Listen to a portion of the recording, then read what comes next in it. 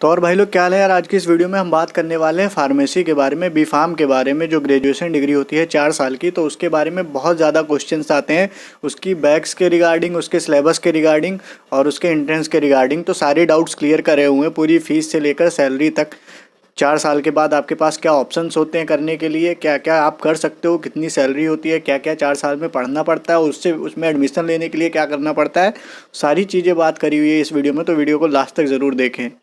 तो बात कर लेते हैं बी फार्म के बारे में। बी फार्म जो होता है कि बैचलर डिग्री होती है, बैचलर्स ऑफ फार्मेसी।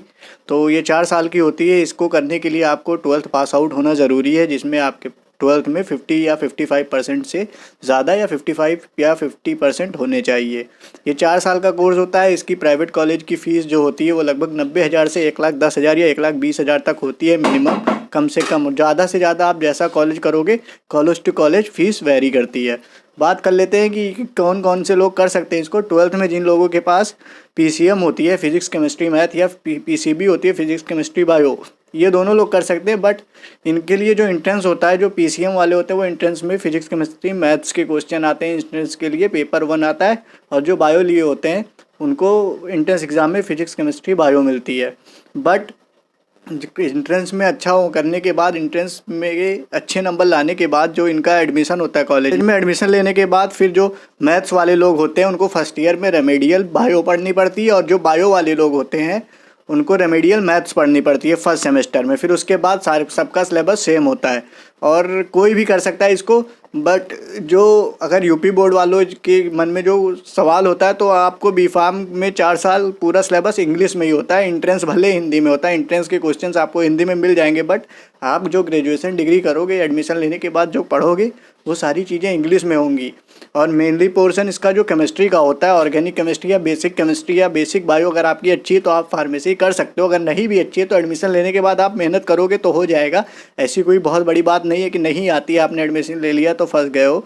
मेहनत करोगे तो हो जाता है। रूल के अकॉर्डिंग जो पीसीआई ने नया रूल इम्प्लीमेंट करा था, उसके हिसाब से जो 50% आपका पासिंग मार्क होता है फार्मेसी में। अदर कोर्सेज में कुछ भी होता होगा, बट अगर आप फार्मेसी कर रहे हो तो आपके प्रैक्टिकल प्लस थ्योरी मिला के 50% या 50 नंबर होने चाहिए।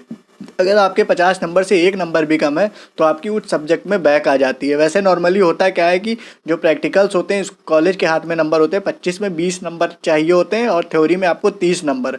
अगर आपके प्रैक्टिकल में नंबर कम हो रहे हैं तो आपको थ्योरी में ज़्यादा लाना होगा। थ्योरी में अगर आप क्या कहते हैं 32 नंबर ले आए हो, अगर आपको प्रैक्टिकल में 15 नंबर ही मिल रहे हैं, फिर भी आप फेल हो जाओगे, आपकी ईयर बैक लग जाएगी। ईयर बैक नहीं लगेगी, आपकी बैक आ जाएगी उस सब्जेक्ट में।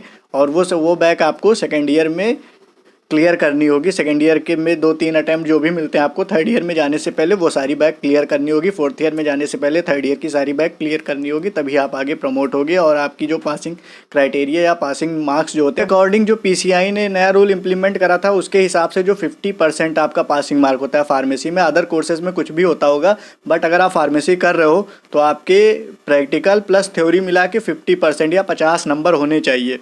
अगर आपके 50 नंबर से 1 नंबर भी कम है तो आपकी उस सब्जेक्ट में बैक आ जाती है। वैसे नॉर्मली होता है क्या है कि जो प्रैक्टिकल्स होते हैं, इस कॉलेज के हाथ में नंबर होते हैं 25 में 20 नंबर चाहिए होते हैं, और थ्योरी में आपको 30 नंबर। अगर आपके प्रैक्टिकल में नंबर कम हो रहे हैं तो आपको थ्योरी में ज़्यादा लाना होगा। थ्योरी में अगर आप क्या कहते हैं 32 नंबर ले आए हो, अगर आपको प्रैक्टिकल में 15 नंबर ही मिल रहे हैं, फिर भी आप फेल हो जाओगे, आपकी ईयर बैक लग जाएगी। ईयर बैक नहीं लगेगी, आपकी बैक आ जाएगी उस सब्जेक्ट में।